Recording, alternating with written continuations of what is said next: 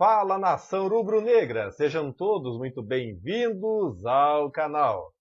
Felipe Luiz, será que vai repetir a história de 1980 e ser o novo técnico do Flamengo no lugar de Sampaoli?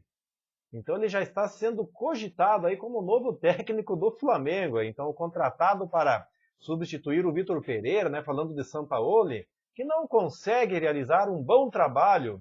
E o time acumula péssimas atuações aí, né, com o argentino. Assim, torcedores pedem a demissão do treinador, né?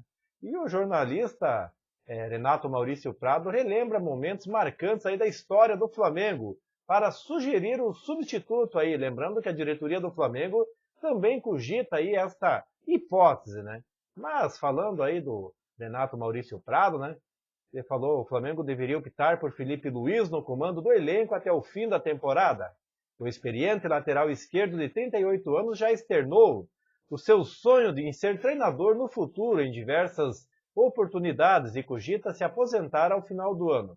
Assim seria a escolha perfeita para retomar a vontade de vencer dos jogos aí, né? Com certeza, né? Então, o jornalista ainda lembrou a história de 1981, né? Os flamenguistas mais antigos, mais óbvios, não se lembram, né? Quando o Flamengo conquistou o Libertadores e Mundial de Clubes sob o comando de Paulo César Carpegiani, né? Então, na época, a geração aí era liderada por Zico, passava por períodos conturbados após o falecimento de Cláudio Coutinho, né? Quem não lembra, né? Assim, o presidente Antônio Augusto Dunch de Abranches, da época, decidiu decidir o então treinador Dino Sani e escolheu o recém-aposentado Carpegiani, que era jogador do Flamengo na época, um dos líderes do elenco, enquanto jogador para treinar a equipe aí, né?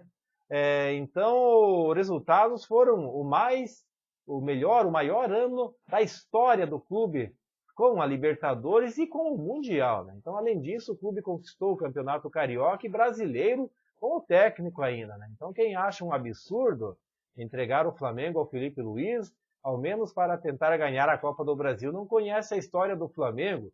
Eu era repórter, setorista na Gávea e vi esse filme com Carpegiani assumindo e ganhando tudo em 81, né, o nosso único título mundial, e em 82. Situações idênticas publicou o Renato em suas redes sociais. Eu também concordo, viu? Se continuar aí com o Sampaoli, vai perder a Copa do Brasil, aí a final, e não vai se classificar para a Libertadores aí, galera. Então, os dirigentes do Flamengo debatem a demissão de Sampaoli, né? Então, de acordo com informações aí, dirigentes do Flamengo já debatem aí uma possível demissão do técnico. Então, após o empate aí em 0-0 contra o Internacional neste sábado, aconteceram diversas conversas aí entre os membros do departamento de futebol do clube, né?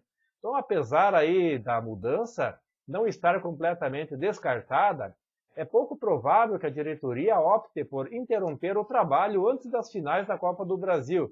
Será nos dias 17 e 24 de setembro.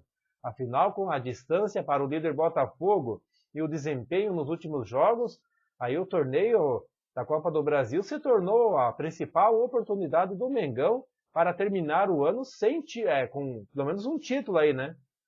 Então, está nas mãos da diretoria aí, né? Falando da lesão de Arrascaeta aí, né? Então, a provável data do retorno do meio do Flamengo, né? Então, o cronômetro da partida do Maracanã ainda não tinha chegado aos 15 do primeiro tempo aí, quando o armador levou a mão na coxa esquerda e pediu a substituição, dando lugar ao jovem Vitor Hugo aí na tarde deste sábado. Então, o Arrascaeta utilizou suas redes sociais aí para publicar uma mensagem motivacional. Quem não enfrentou adversidades não conhece a própria força, escreveu o Arrascaeta, né? Mas falando qual é a lesão do Arrascaeta aí, substituído no primeiro tempo da partida contra o Inter, o Arrascaeta deixou o campo por conta de um incômodo na coxa esquerda. O armador passará por exames médicos detalhados nesta segunda-feira aí para saber a extensão do problema.